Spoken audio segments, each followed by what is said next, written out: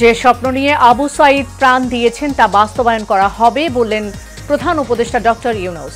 নতুন বাংলাদেশ গড়ার প্রত্যয়। শিক্ষার্থীদের দাবির প্রেক্ষিতে পদত্যাগ করলেন প্রধান বিচারপতি ওবায়দুল হাসান। ভারপ্রাপ্ত প্রধান বিচারপতি আশফাকুল ইসলাম। প্রধান বিচারপতি আচরণবিধি লঙ্ঘন করেছিলেন বললেন আইন উপদেষ্টা। আন্দোলনে হত্যার বিচার সহ আইন মন্ত্রণালয়ে 5 সিদ্ধান্ত গৃহীত। এবং অন্তর্বর্তীকালীন সরকারকে প্রয়োজনীয় সহায়তা দিতে প্রস্তুত যুক্তরাষ্ট্র, জানালেন মার্কিন পররাষ্ট্রমন্ত্রী। বাংলাদেশের মানুষের পাশে থাকার আহ্বান।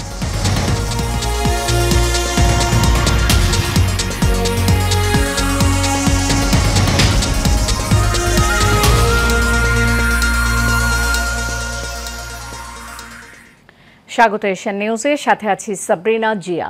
এতক্ষণ শুনছিলেন বিআরবি কেবল ইন্ডাস্ট্রিজ লিমিটেড সংবাদ শিরোনাম। এবার চলে যাব পুরো খবরে।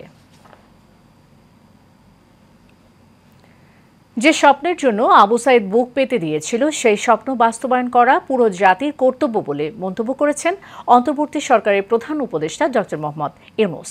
সকালে রংপুরে আবু সাঈদের কবর জিয়ারত ও তার পরিবারের সদস্যদের সঙ্গে সাক্ষাৎ শেষে সাংবাদিকদের এসব কথা বলেন তিনি।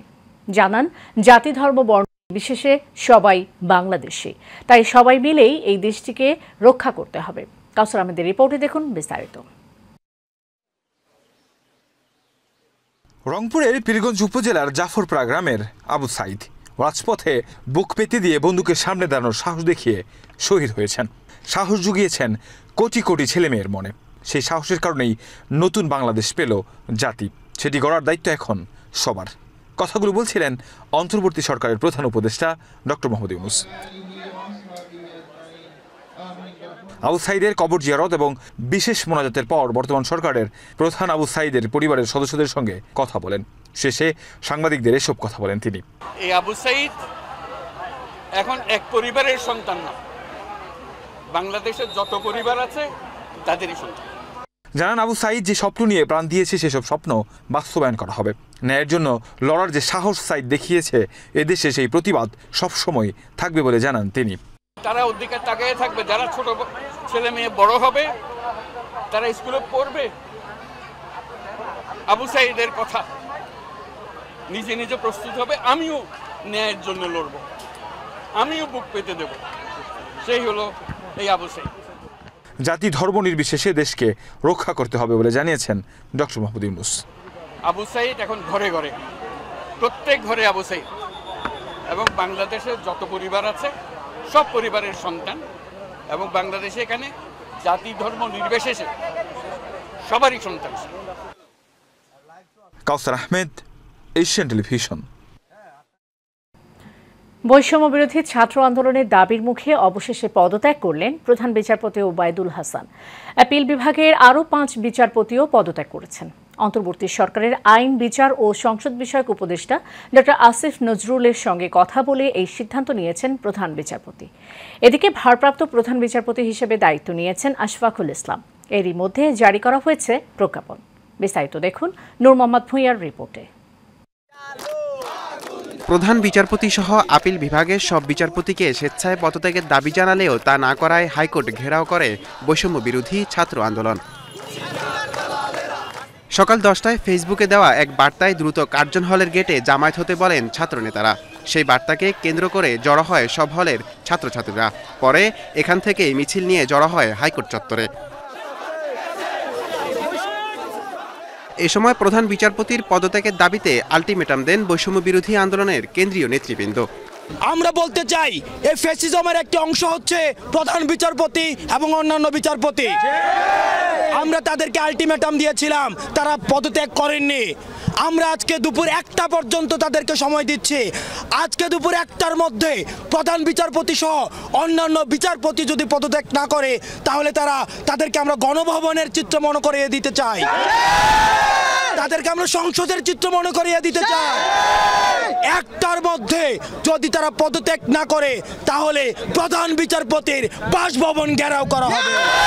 বিচারপতি সহ যেসব ফ্যাসিবাদের দোসর রয়েছেন তাদেরকে যখন আমরা তাদের এই ক্ষমতার মস্তন থেকে যখন আমরা নামাতে পারবো তখনই আমাদের সেই চূড়ান্ত বিজয় অর্জিত হবে। বৈষম্য বিরোধী ছাত্র আন্দোলনের দাবির মুখে অবশেষে পদত্যাগের বিষয়ে নীতিগত সিদ্ধান্ত নেন প্রধান বিচারপতি ওবায়দুল হাসান। দেশ সংস্কারের সব সমস্যার সমাধান হওয়া পর্যন্ত মাঠে থাকবেন ছাত্র জনতা বলেও জানান বৈষম্য বিরোধী ছাত্র আন্দোলনের নেতৃবৃন্দ।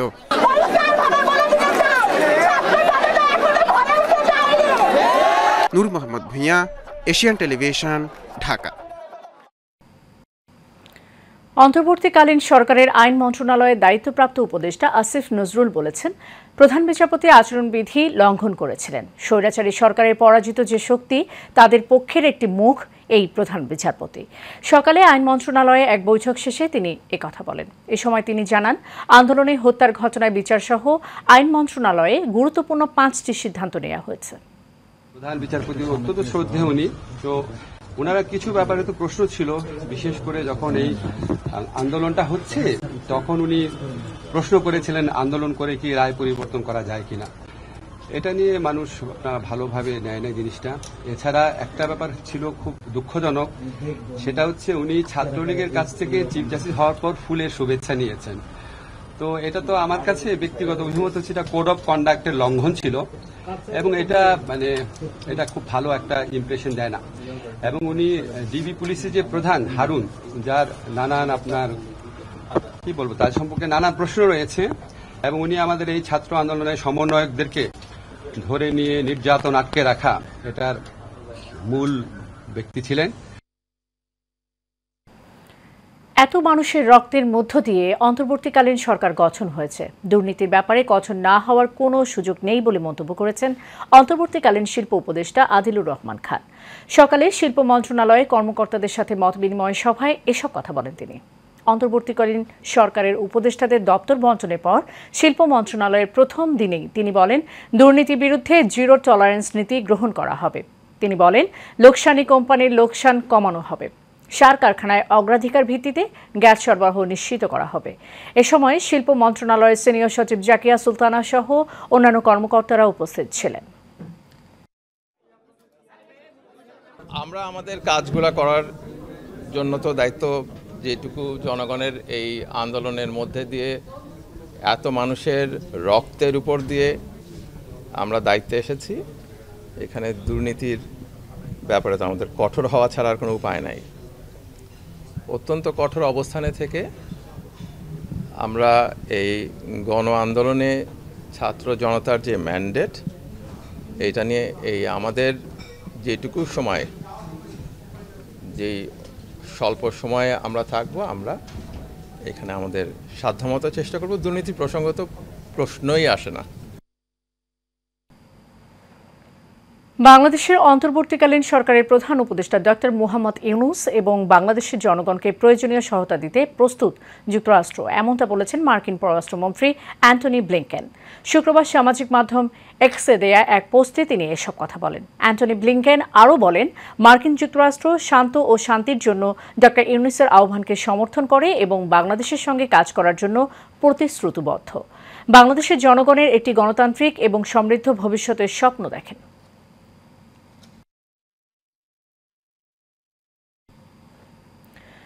ফেসবুকে নিত্যপণ্যের সরকারের বাজার মূল্য তালিকা ছড়িয়ে পড়েছে, তবে সেই তালিকা সঠিক নয় বলে জানিয়েছেন জাতীয় ভোক্তা অধিকার সংরক্ষণ অধিদপ্তর। আজ জাতীয় ভোক্তা অধিকার সংরক্ষণ অধিদপ্তরের মহাপরিচালক AHM শফিকুজ্জামান এশিয়ান টেলিভিশনকে দেয়া বিষয়টি নিশ্চিত করেছেন। সংস্থাটির মহাপরিচালক বলেন, সম্প্রতি সামাজিক যোগাযোগ মাধ্যম সরকার থেকে বিভিন্ন নিত্য প্রয়োজনীয় পণ্যের মূল্য তালিকা নির্ধারণ সংক্রান্ত একটি বাজার মূল্য তালিকা প্রচার করা হচ্ছে, যা অধিদপ্তরের দৃষ্টিগোচর হয়েছে। সরকার কর্তৃক বর্ণিত পণ্যসমূহের মূল্য নির্ধারণ করা হয়নি। অধিদপ্তরের পক্ষ থেকে এ ধরনের বিভ্রান্তিকর তথ্যের বিষয়ে সতর্ক থাকার জন্য ভোক্তা সাধারণের প্রতি অনুরোধ করা হয়েছে।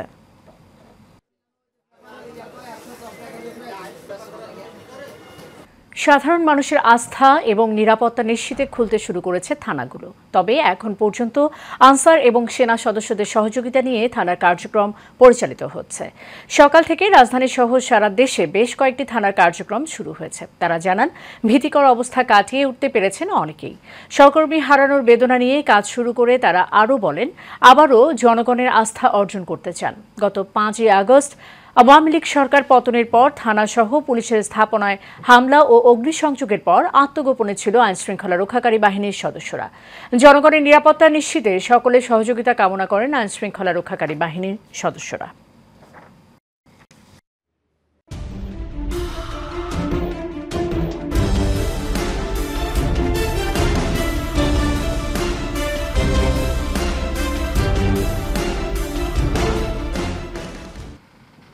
সারা বাংলা। শিক্ষার্থীদের আন্দোলন দমনে পুলিশের ভূমিকা শুরু থেকেই ছিল প্রশ্নবিদ্ধ। ছাত্র জনতার উপর নির্বিচারে গুলি, মারধর সহ চাঞ্চল্যকর কয়েকটি ঘটনায় জনরোষের আগুনে পুড়ে অঙ্গার হয়ে দেশের বিভিন্ন থানা। প্রাণ ভয়ে এখনও অনেক থানায় ফেরেনি পুলিশ। নিরাপত্তাহীনতায় আতঙ্কে দিন কাটাচ্ছে স্থানীয়রা। সাভার থেকে জহিরুল ইসলাম খান লিটন ও ফরিদপুর থেকে এহসান রানার রিপোর্টে বিস্তারিত জানাচ্ছেন শেখ ফাহিম। ঢাকার সাভার, আশুলিয়া ও ধামরাই উপজেলা এখন অরক্ষিত এক জনপদ। সেনাবাহিনীর গাড়ি নিয়মিত টহল দিলেও বন্ধ থানার কার্যক্রম। আনসার ও গ্রাম প্রতিরক্ষা বাহিনী বিভিন্ন থানায় নিরাপত্তার দায়িত্বে থাকলেও পাড়া মহল্লায় আতঙ্কে দিন কাটছে স্থানীয়দের। মানুষ ভীত সন্ত্রস্ত, কোনো ধরনের নিরাপত্তা নেই, নিরাপত্তাহীনতায় ভুগছে, রাতে ঘুমোতে পারছে না। তো এই মুহূর্তে খুব যত দ্রুত সম্ভব পুলিশকে তার থানায় ফিরে আসতে হবে। থানায় তারা মনে কোনো কাজ মামলা মোকদ্দমা চুরি বাটপারি যে হইতাছে করতেছে, এটা তো মানুষের আতঙ্কে আছে না। আর না পুলিশ থাকলে তো কোনো আতঙ্কে থাকে না। আমরা তো বাড়িয়ে যে আমু এই সব ক্ষমতা আমু নাই, কিলার গুলি খাই এই ডরে। তারা যাই করুক না কেন, পুলিশ ভাইদের দরকার আছে। হ্যাঁ, পুলিশ ভাইদের দরকার আছে। আমরা যতই শত্রু ভাবি, যতই ভাবি, তাদের ছাড়া আসলে বাংলাদেশ চলবে। পুলিশের সঙ্গে আন্দোলনকারীদের সংঘর্ষের পর উত্তেজিত জনতা ঢাকার অদূরে সাভার, আশুলিয়া ও ধামরাই থানা পুড়িয়ে দেয়। কঙ্কালসার এই থানাগুলোতে পুলিশ সদস্যরা এখনও যোগ না দেয়ায় নিরাপত্তার দায়িত্বে রয়েছেন আনসার সদস্য। জনগণের জানমালের নিরাপত্তা দেয়া সহ স্থানীয়দের সহযোগিতা করছেন তারা।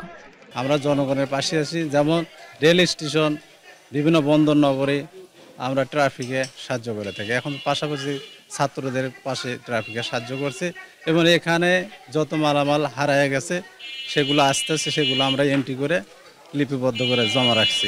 অন্যদিকে ফরিদপুর জেলার সদরপুর, মধুখালী ও কোতোয়ালি থানায় বিক্ষোভকারীরা ব্যাপক ভাঙচুর, অগ্নিসংযোগ ও লুটপাট চালায়। সেখানে সকলের সহযোগিতায় পুনরায় কার্যক্রম শুরু করার চেষ্টা চলছে বলে জানিয়েছেন পুলিশ সুপার। আমরা সবাই সহযোগিতা কামনা করি যে এই শহরের এই জেলার আইন শৃঙ্খলা রক্ষার জন্য, আমরা আমাদের কাজে ফিরে আসার জন্য আমরা তাদের সহযোগিতা কামনা করি। চলমান অস্থিরতা শেষে শীঘ্রই স্বাভাবিক হবে দেশ, এমনটাই প্রত্যাশা সকলের। Sheikh Fahim, Asian television.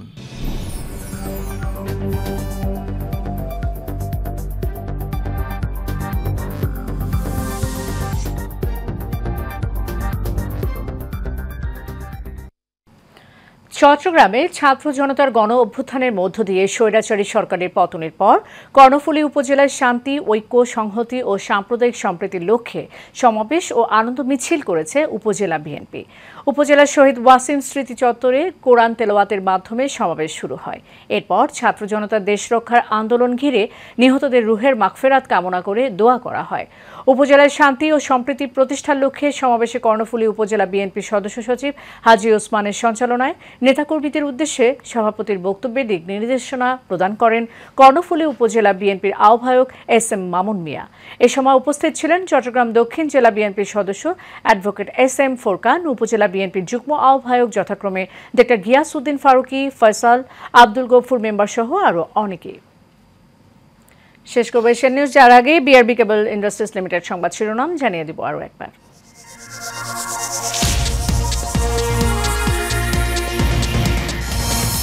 যে স্বপ্ন নিয়ে আবু সাঈদ প্রাণ দিয়েছেন তা বাস্তবায়ন করা হবে বললেন প্রধান উপদেষ্টা ডক্টর ইউনূস। নতুন বাংলাদেশ গড়ার প্রত্যয়। শিক্ষার্থীদের দাবির প্রেক্ষিতে পদত্যাগ করলেন প্রধান বিচারপতি ওবায়দুল হাসান। ভারপ্রাপ্ত প্রধান বিচারপতি আশফাকুল ইসলাম। প্রধান বিচারপতি আচরণবিধি লঙ্ঘন করেছিলেন বললেন আইন উপদেষ্টা। আন্দোলনে হত্যার বিচার সহ আইন মন্ত্রণালয়ে 5 সিদ্ধান্ত গৃহীত। এবং অন্তর্বর্তীকালীন সরকারকে প্রয়োজনীয় সহায়তা দিতে প্রস্তুত যুক্তরাষ্ট্র, জানালেন মার্কিন পররাষ্ট্রমন্ত্রী। বাংলাদেশের মানুষের পাশে থাকার আশ্বাস। এশিয়ান নিউজ পর্যন্তই। পরের সংবাদ দেখার আমন্ত্রণ রইল। ধন্যবাদ সাথে থাকার জন্য।